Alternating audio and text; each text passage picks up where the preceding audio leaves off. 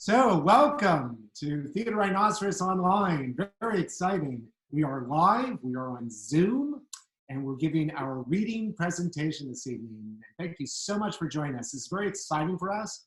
We've had a big old rehearsal last night, and we asked you to go on this wondrous journey. This is live, and very exciting. Something new for us. We've rehearsed, but it's still a new adventure. My name is John Fisher. I'm the Executive Artistic Director of Theater Rhinoceros. And we will begin now. Tonight's presentation, For Reasons of Sex, SCOTUS GAY, Real Cases on LGBT Issues Facing the U.S. Supreme Court, presented as staged readings, a Theater Rhinoceros production of an essential services project, conceived and directed by John Fisher. Producers and stage managers, Craig Souza and Eric Johnson. We're live on Zoom today, Tuesday, April 7th, 2020 at 7 p.m. And I'd like to just say all the actors' names. You'll see them. And I just want to say their names, and you'll see them as we go through the journey, and we'll meet them after the show. Joining us tonight, performing, is Jeremy Cole, Lawrence Dillon, Suzy Jane Edwards, John Fisher, Rudy Guerrero, Arya Kamangar, Polly Levi, Lisa McHenry, Dan Strauss, Mary Strauss, and Joe Talley. And so our performance begins. Time, 2010 to the present. Place, Michigan, New York, and Georgia. Also, Washington, D.C., the United States Supreme Court. Premise: can you fire someone for being LGBT? In some states, you still can. Will the United States Supreme Court decide that that is unconstitutional? Part 1, the stories. Dennis was living as a man and had a job at a funeral parlor in Michigan. Amazing grace, how sweet the song that saved a wretch like me. I was a man, which was hard for.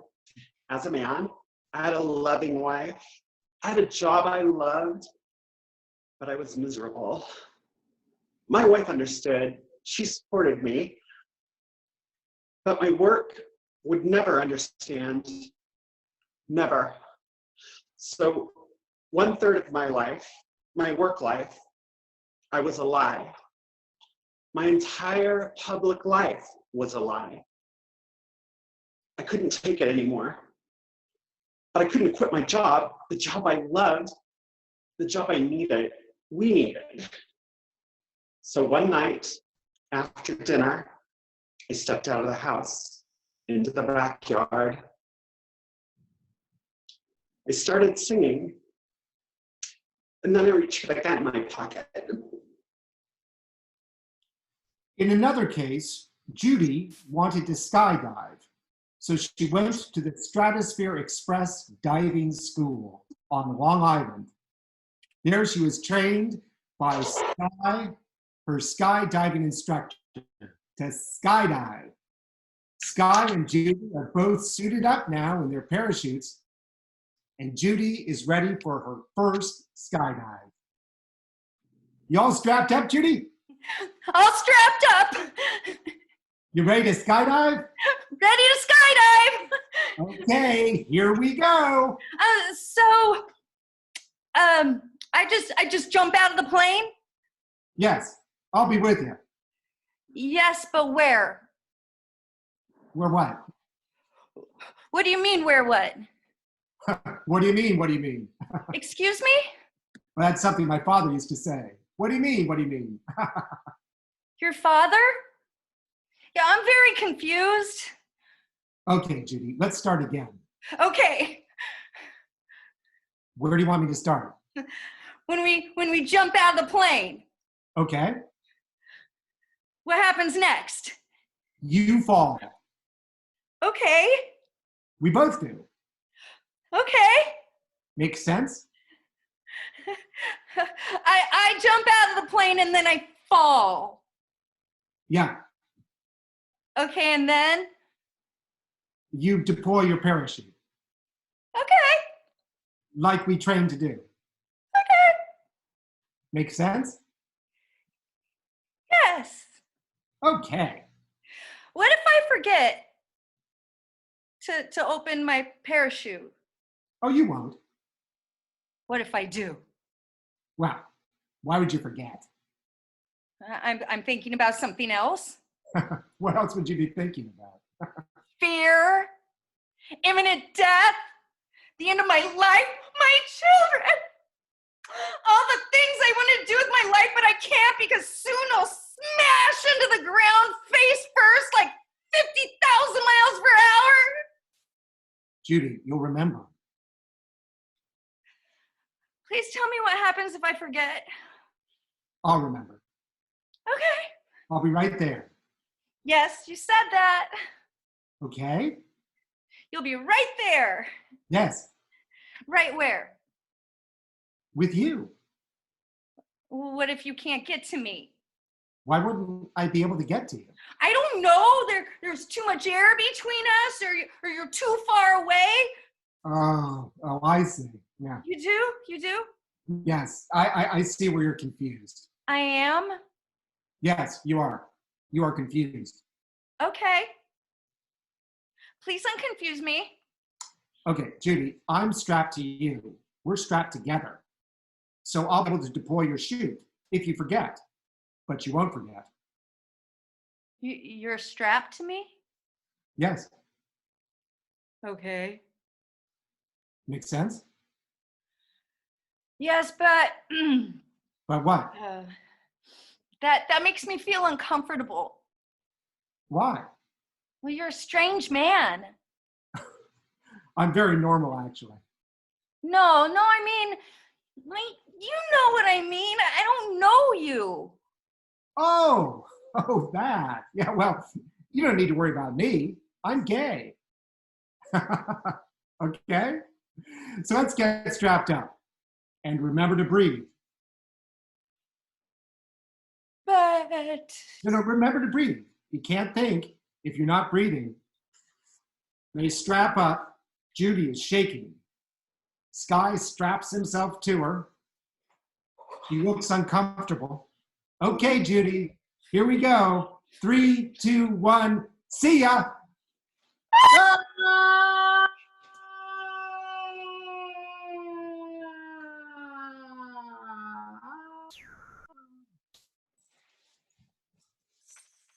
Babcock is another gay man who was very good at his job. He worked with youth at risk, transitioning them into foster care and nurturing their growth in the state of Georgia. Here he is receiving an award for his glorious accomplishments. I want to thank the council for this award, but it is not for me. It's really for the foster children and children at risk that I serve. They are so strong, so able. They are sent to me as kids without homes, without loved ones, without friends. And they imbue me with such trust and honesty that if they succeed, it's not me that gave them success. It is they that discovered it. This award has my name on it, but it's for them.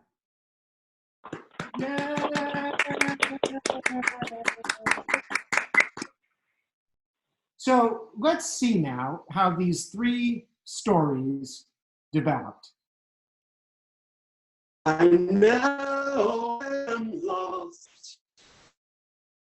Mom heard me singing that night. She always loved my voice. She came out back. She hugged me from behind. We swayed together in the cold night air.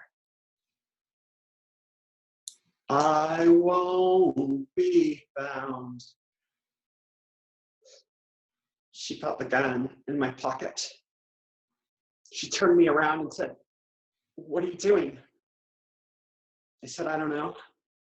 God help me, I don't know." She was holding me. She held me so tight. She said, "We have to make a change." We were holding each other.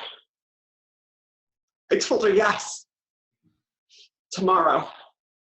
So the next day, I dressed as I always had at home, as I always felt I should be dressed, and told them at work that this is how I would dress from now on, that they needed to get used to it because I had decided, my wife had decided, and I had decided that I would begin transition. I would begin being me, and they should know that. I was honest with them. And that day, I was fired. After the jump with Judy, which was successful, Sky runs into his boss, Zane, in the hall at work. Hey. Hey, Can I boss. talk to you? Sure, but I gotta run. This is important. Okay, Miss Thomas, Judy, your client this morning. yeah. Why did you tell her you were gay? I was trying to calm her down. Her boyfriend says she felt uncomfortable jumping with you. Are you asking me to quit? Do you think you should? You're not serious. He also said you touched her inappropriately. Do you honestly think that happened? Well, did it? You know I didn't. Are you trying to get me to quit? I don't believe this. Okay, so you're fired. Here it is in writing. You wanted me to quit. Inappropriate behavior with a client. Inappropriate behavior? You touched her inappropriately, sexually.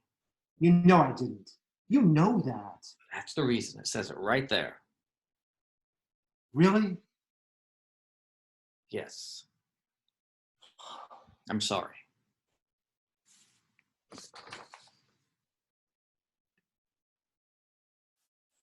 Babcock steps up to the plate. He is playing softball and filming himself with his phone. Batter up. Come on, Mary. Pitch it on in here. Oh, wait. Now, hey, here I am about to hit my first gay ball in Atlanta's gay softball league. And you can buy a ticket to our game on Saturday. And all the proceeds go to my wonderful clients, the children in the Youth at Risk program at Carlton County. So let's hit 4 gay home runs for children, huh? Okay, pitch it on in here, Mary. Denise was shocked by her firing. They actually told me I was being fired for changing my gender. They said that it was unacceptable. Monday morning, back at work, Babcock has been called into the office of his boss, Howard. Morning. Morning, Howard. How's Charlotte and the kids? I saw you on TV. TV? I haven't been on TV. Well, on Facebook or what the hell. Okay. You sound upset. No, very perceptive. What the hell are you doing promoting homosexuality as a lifestyle for our clients? What? I saw your post or whatever you call it. I'm raising money for those kids. Men calling each other Mary on TV. It wasn't TV.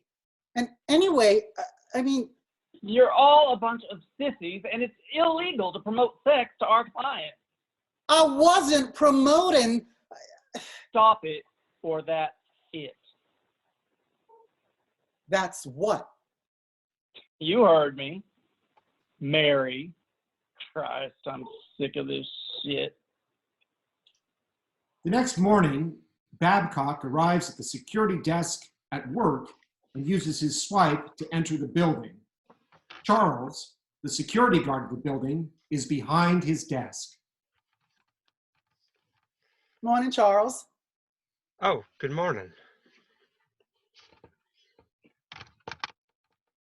Everything okay? Yep. My swap doesn't work. Nope. Why doesn't it work? Well, let's see. It says here that you're no longer employed here. What? That's what it says. Well, I was yesterday. Can I help Why you? doesn't my something? swap work? Is there someone you wanted to talk to? I want my swipe to work.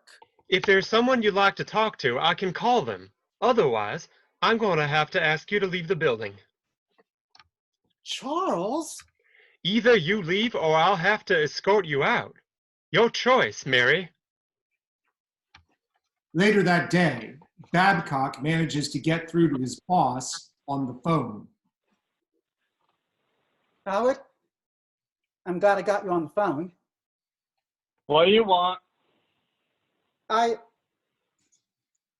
wanted to know why I was fired without being told. Misappropriation of funds. What? There were missing allocations. We looked at your books. You know that's not true. It's what the records show. If that's true, then why haven't you made criminal charges? Is that what you want? Yes. I'd like there to be an outside investigation. We've made our investigation. You're fired. And don't use me as a reference, or anyone here. Do you understand? Do you?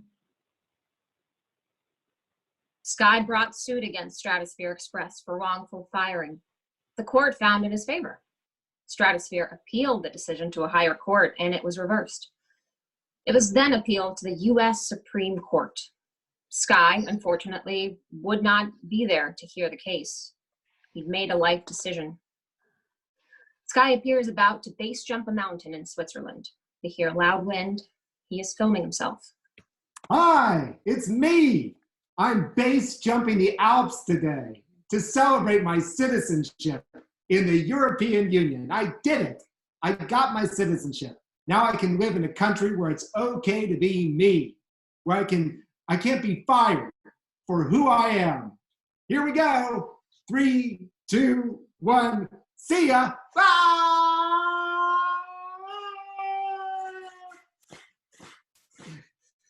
Damn it.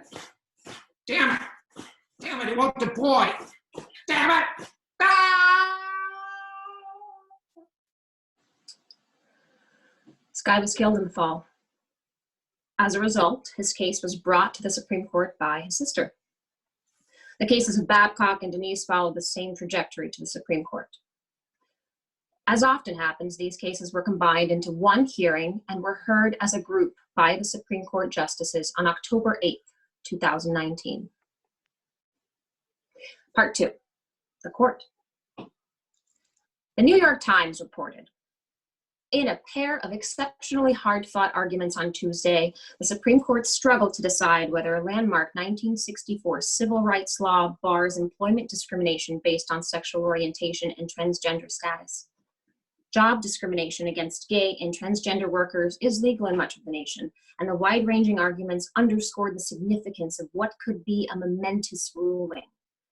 If the court decides that the law, Title VII of the Civil Rights Act, applies to many millions of lesbian, gay, bisexual, and transgender employees across the nation, they would gain basic protections that other groups have long taken for granted.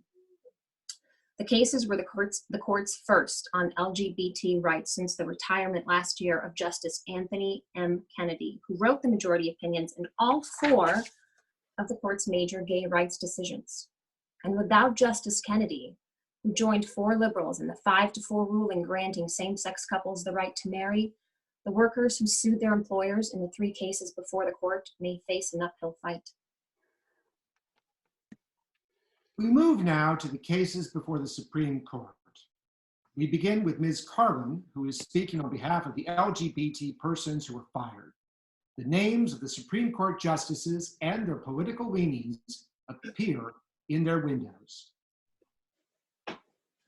We'll hear arguments this morning on the consolidated case.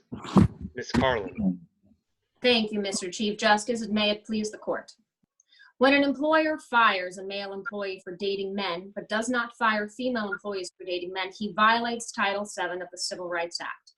The employer has, in the words of Title VII, discriminated against the man because he states that the man is worse than the woman who want to do the same thing.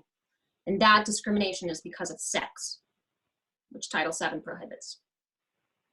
There seems to be a distinction here between the literal meaning of because of sex in the original Title VII and the ordinary meaning of because of sex. How are we supposed to think of the ordinary meaning in this case?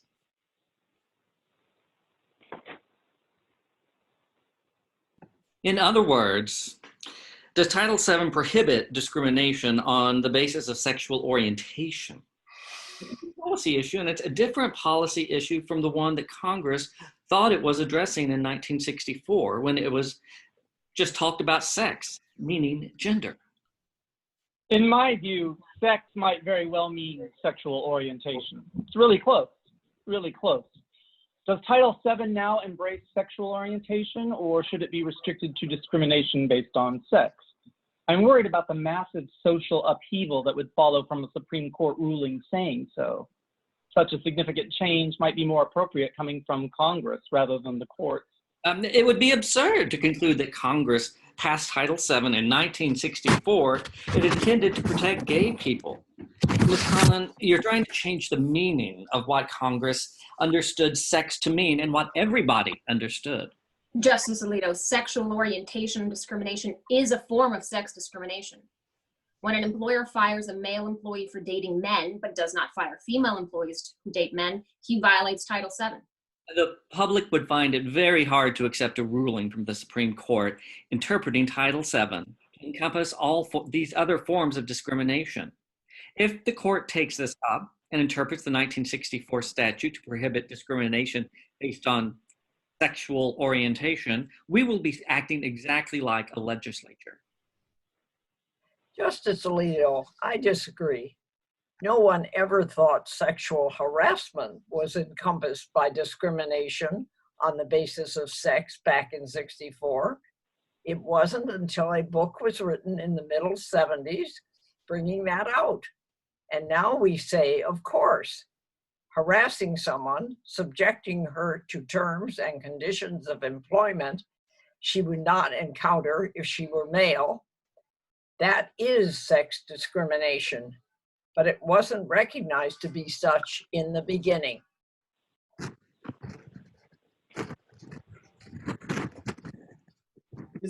Ms. Karlan, you've satisfied what is the law's extremely simple task.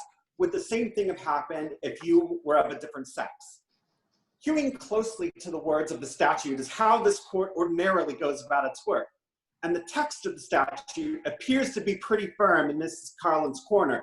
Did you discriminate against somebody, against her client, because of sex? Yes, you did. Because you fired the person, because this was a man who loved other men. This is the usual kind of way in which we interpret statutes now. We look to laws. We don't look to predictions. We don't look to desires. We don't look to wishes. We look to laws. But I'm concerned that a ruling in favor of the plaintiffs would not adequately protect employers with religious objections to same-sex relationships and transgender status. Firing a member of a gay couple is no different from firing a Catholic for marrying a Jew. There are many people, at least in the religious context, who are against intermarriage and are not against Catholics or Jews. That's not an unrealistic example. We now hear from Solicitor General Francisco, representing the Trump administration. it is up to Congress and not the courts to change the law. The issue is not whether Congress can or should prohibit employment discrimination because of sexual orientation. The issue, rather, is whether it did so when it prohibited discrimination because of sex. If Congress in 1964 had meant to cover LGBT people, there would have been no need for states to address the question in their own laws, which some 24 have done, which is why we are here today. Congress intended the states to address this issue with their own laws. Sex and sexual orientation are independent and distinct characteristics. That's just as true today as it was in 1964. Ms. Karlan, how would you address this issue? The court cannot ignore the impact of its decisions on who can use which bathrooms. Let's not avoid the difficult issue. You have a transgender person who rightly is identifying as a woman and who wants to use the woman's bathroom. But there are other women who are made uncomfortable, not merely uncomfortable, but who would feel intruded upon if someone who still had male characteristics walked into their bathroom. That's why we have different bathrooms. So the hard question is, how do we deal with that? Justice Sotomayor, that question is not before the court. If it arose in a future case, the court could address it then. How about this, Ms. Karlan? Can a transgender woman play on a women's college sports? Justice Alito, that issue is also not before the court. Recognizing that transgender people have a right to exist in the workplace and not be turned away because of who they are does not end dress code or restrooms. There are transgender male lawyers in this courtroom following the male dress code and going to the men's room. The court's dress code and sex-segregated restrooms have not fallen. May it please the court. A ruling in the favor of transgenders would have vast consequences. It would mean that a woman's overnight shelter must hire a man who identifies as a woman to serve as a counselor to women who have been raped, trafficked, and abused, and also share restroom, shower, and locker room facilities with them. These are vast consequences. Ms. Karlan, what if the decision maker makes a firing decision based on sexual orientation, but does not even know the biological sex of the person involved? Now, is that discrimination on the basis of sex where the decision maker doesn't even know the person's sex? And they are unable to tell anything about the person's sex? Oh. So this is Saturday Night Live, Pat, as an example, right? I'm not familiar with that. Okay, well, theoretically, that person might be out there, somebody who comes in and says, I'm not going to tell you what my sex is, but believe me, I was fired for my sexual orientation. That person will lose. Well, if that's the case, then I think your whole argument collapses because sexual orientation is a different thing than sex. Justice Alito, I disagree. This is a question of someone who has transitioned from male to female and wants to play on the female team. She's not questioning separate female-male teams, but she was born a man. She has transitioned. She wants to play on the female team. Does it violate Section 7, which prohibits gender-based discrimination? We can't deny that homosexuals are being fired merely for being who they are and not because of religious reasons, not because they're performing their jobs poorly, not because they can't do whatever is required of a position, but merely because they're a suspect class to some people. They may have power in some religions, but they're still being beaten. They are still being ostracized from certain things. As I said, sex in Title VII might very well mean sexual orientation. It's really close, but I'm still worried about the massive social upheaval that would follow from a Supreme Court ruling saying so. Thank you, counsel. The cases are submitted. So, some analysis. Interesting that the two employers who fired the gay men both pretended that they were doing it for other reasons than queerness. They themselves clearly thought they were doing something wrong, even though their state laws protected them. Conclusion. How will the court rule based on the statements and questions we have heard?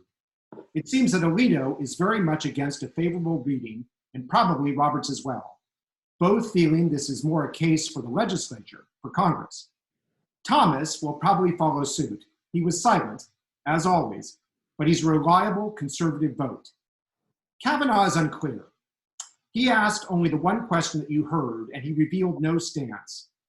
His pre-Supreme Court record reveals no clear position on LGBT issues, but he has been a pretty reliable conservative vote so far. So that's 4 probably against: Alito, Roberts, Thomas, and Kavanaugh.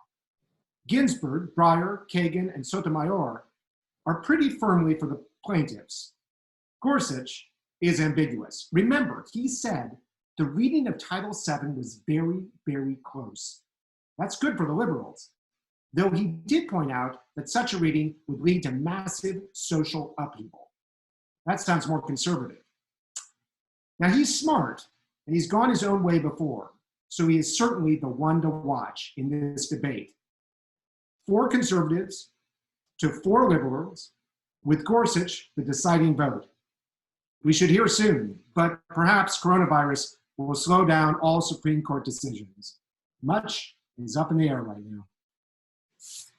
Thank you so much for joining us. This has been SCOTUS Gay. You've joined us for a recreation of the stories behind the transcripts that you heard, which are from the US Supreme Court. I would like to open up the performance to conversation and solicit questions or feedback from our audience. I think some of the actors might have to go, but I think some of them will be able to join us and help me answer the questions. Before they do go, I would like to give a big shout out to our wonderful cast, and I'll just shout out their names. If you could all wave to the camera, I'd appreciate it. Jeremy Cole as Howard and Justice Gorsuch. Yay! Lawrence Dillon as Justice Kavanaugh. Yay! Denise, and Justice Kagan were played by Suzy Jane Edwards. Yay! John Fisher was the narrator and Sky. Yay! Rudy Guerrero was Babcock and Solicitor General Francisco. Yay! Arya Kamangar was Charles and Chief Justice Roberts. Yay! Polly Levy was Ms. Karlan. Yay! Lisa McHenry was Judy and Justice Sotomayor. Yay, Lisa! Dan Strauss was Justice Breyer. Yay, Dan! Mary Strauss was Justice Ginsberg. Yay, Mary! Woo! And Joe Talley was Zane and Justice Alito. Thank you, Joe. Yay! Thank you, everybody, for joining us. If there's a donation you'd like to make to our theater company to continue this free programming live during this current crisis, but hopefully live again, you can reach out to us on the rhino.org, THERHINO.org. That will give you some donation options, and we really appreciate your support. So thank you so much for being here. Now, does anybody have any questions? Oh, one more shout out to our producers and stage managers who made this all possible. Craig Souza and Eric Johnson. Yay! You brought us into the new era. Woo! Are there any questions? So I'm just gonna give folks, if you'd like to leave, you can go ahead and do that. And if you stay in the room, I'm gonna go ahead and turn on your microphones for our attendees. Should I stay or go?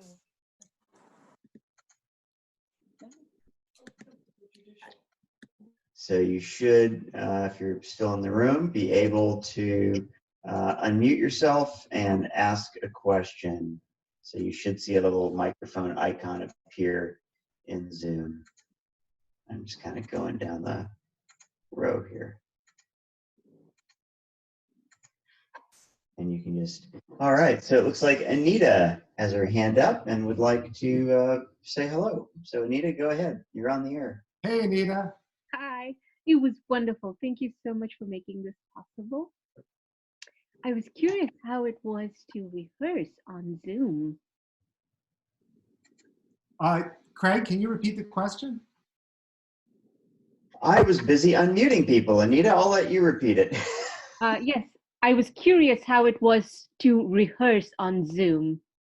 Well, Craig and Eric set it up great, and the rehearsal was choppy because we were all getting used to muting ourselves and unmuting ourselves. But tonight went incredibly smoothly. Does somebody else want to talk about this? One of the other actors?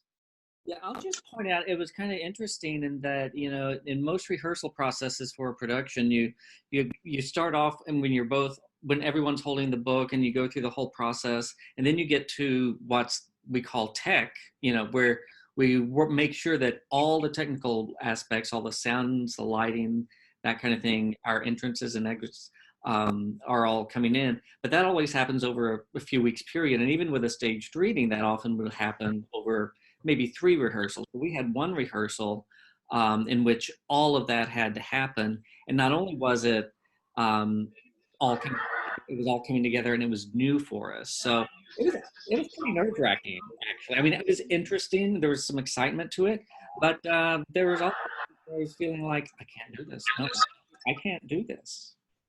We did. Well, we did it. Well, thank you for doing it through the nerve-wrackingness. It's a great joy to watch the theater in this way, even during the shutdown. Thank you so much. Thank you, Anita. Thanks for joining us.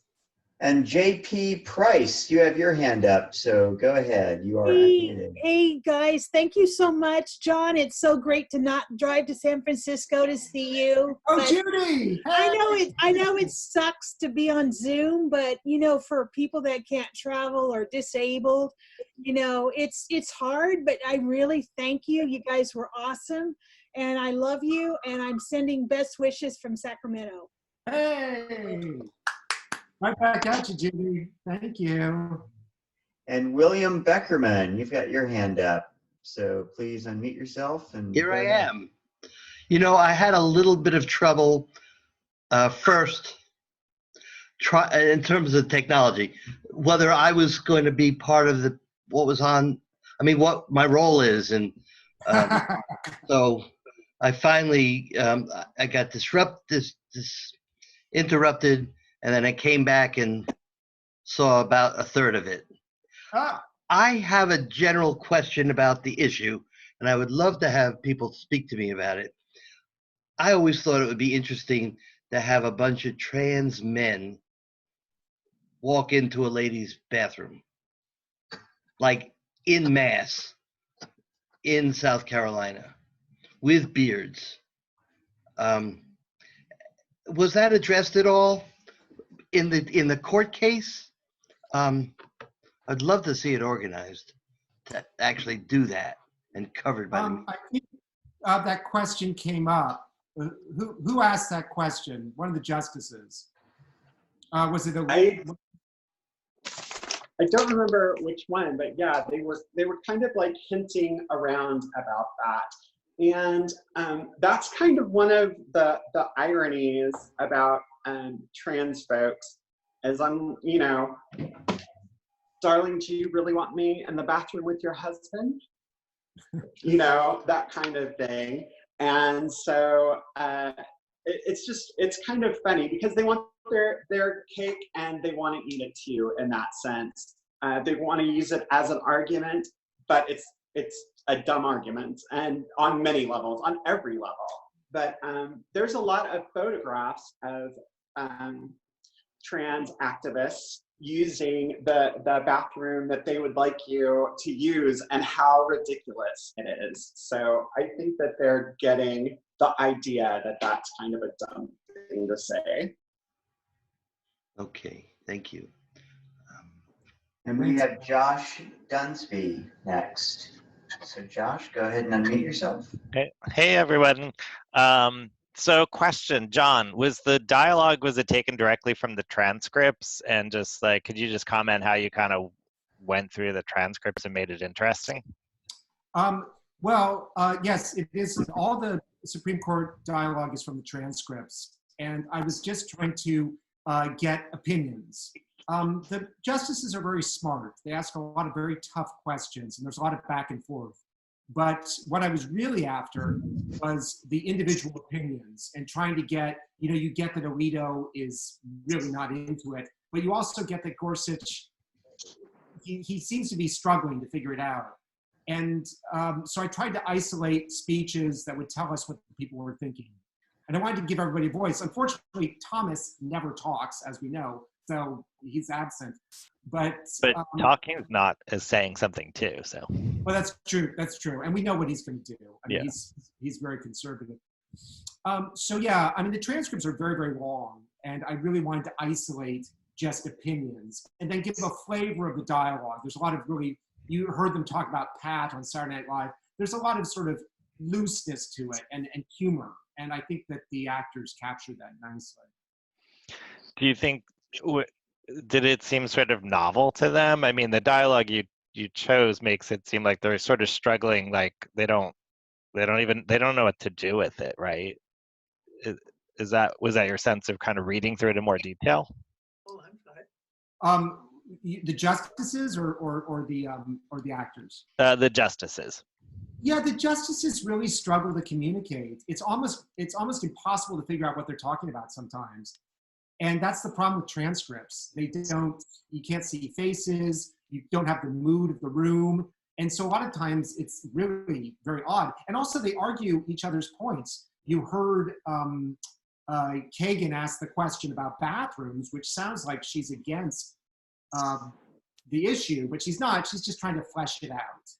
And you also hear Gorsuch asking sort of complicated questions. It's really interesting. They don't toe the party line. They really want the attorneys to convince them. And that's part of the struggle of communication. And they very rarely get testy with the attorneys, sometimes, but rarely. They really want to understand. Leanne Rumble, you have your hand up. Hi, everyone. I wanted to just thank you for doing this. I love this. This is something I've been wanting ever since like Zoom and FaceTime meetings and FaceTime Live came about. So please do more of this. I thought you guys, all of you, the entire cast, you guys did a wonderful job. It came across. I love this so much. And thank you for bringing this to this platform and sharing it with us. And John, please do more of this. It was awesome. And hi, Lisa. Hi, sweetie. I love you. I love you too. But you guys, you did a wonderful job. Please do more of these, even like a weekly reading. I don't want to, no pressure, but we'll get on. I would love to see like a weekly reading series that you guys did. This is marvelous. And here I am at my home in Portland, and I'm enjoying life here. Hey. Wow! Yay! Yeah. That's a first. Rhino in Portland. Yeah. Yep. So I just thank you again. Wonderful job, everyone, and thank you for this. Thank you, Rumble. I have a question. I would like to know who is watching this that is the furthest away from San Francisco, and also a shout out to my brother in Missouri who's watching, which is incredible. But if somebody could raise their hand who says they're from the furthest point, I would love to know. So give me 1 second. So let's take a question from Dan Kluger, and then after that, we'll do I'll walk us through an exercise to see if we can figure out who's the farthest away. So Dan Kluger, please unmute yourself. Hi, we really enjoyed watching this, and it made me think, what other projects are you thinking about that might work with this medium? Because it's kind of cool, and it has some specific potential dramatically. But what are some things you've also thought about that you might use this for? Joe, you have something coming up. Joe Tower. Yeah, I'm working with one of our directors, Alan Kismorio, on a two-person play. It's a one-act play, so it'll be fairly short. Should be coming up in a couple of weeks on probably a Thursday, but you'll be receiving information on that. It's a script that lends itself to this. It's two guys who are in a Starbucks talking about trying to break up with the other one. And it's so that should be interesting. And then I just discovered a new one. I haven't even told John about this. He might squelch it. We'll see. But it's Two Guys in a Steam Room, which is kind of interesting. You may have to have some parental, advisories, but I think that could be fun too. Again, the fact that we pulled this off with so many actors, that was a huge challenge, I think. When I'm thinking about this medium, I'm looking for really like 2-3 actors, because I think that's just much more manageable, to do, and probably easier for the actors too. On this, there were the scenes like the skydiving scene, and then where I'm firing the skydiver, where it's generally, those scenes of interaction, that's how John wrote it, when there's really this, interactive scene. The Supreme Court, I think of them as talking heads anyway, so that worked fine for here. But if we had to really emotionally relate to each other, that would have been a challenge for 12 different people, 12 actors to try and do that. And we also have a one-man presentations every Thursday, which you can find through our website. But that's just one man. I don't know how, obviously. It's not 10. Yeah. It's coming up this Thursday. Often it turns So off. let's, William. Listen, often it turns off by itself. Oh. That was Irving. Irving, did you have a comment? You just didn't unmute yourself. All right. William Beckerman, you've got your hand up.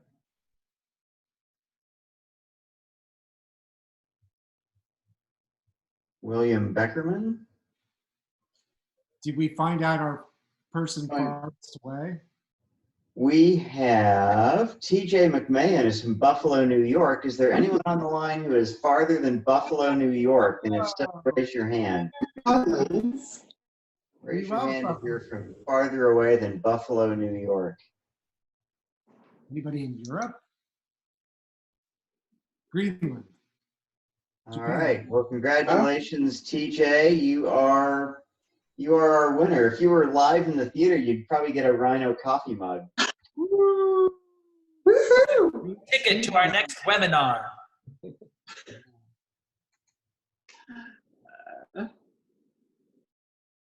Do we have other questions? I'd just like to say, for the people who attended, if all works well, you should receive very shortly an email from us that is a link to a survey, just how you liked this medium and your thoughts about it. It's very easy. You'll finish it in 10 seconds. There's 4 questions. So please, please, please do that, because that's, really important information for us. And we'll take one last question from Richard Brabham. Good evening. I really enjoyed the part that I saw. Unfortunately, I got a phone call that I'd been waiting for 2 days for right in the middle of it and had to take the call. Was this recorded for rebroadcast or reviewing? Yes. Great, because I went to see the middle where I missed all the good parts. It'll be on our website. Look on our website. It'll be on the website? Yeah, the Rhino. Thank you so much. Thank you. And I just want to do a shout out to Craig, as a person who's done a lot of live television and done the switching, basically between all of these cameras. He did a fantastic job. Yay, Craig! I was a little nervous about that, but it seemed to work. Yeah, thank you. We have the love of Kavanaugh. Well, thank you. I think that's it. Thank you, everybody, for joining us. Let's hear it again for the cast and Craig and Eric, our wonderful producers. Yay! And if there's any contribution you'd like to make to our theater, we're at therhino.org, THERHINO.org. And there's a one-man show about Ord Wingate on Thursday night. Check that out on our website and join us for that. And stay tuned for more Zoom presentations. We have the bit in our teeth at Theater Rhino, and we've done it with 10, so maybe we'll be putting on Oklahoma or Greece. I don't know. The sky's the limit. We can queer anything down here at Theater Rhino. And in addition to being the Shanghai tech guy, I am also on the board. So please go to therhino.org and make a donation and help us get through the COVID-19 kerfuffle. No amount is too large. Don't worry. Okay. All right. Bye, everybody, and thank you for attending. Stay safe.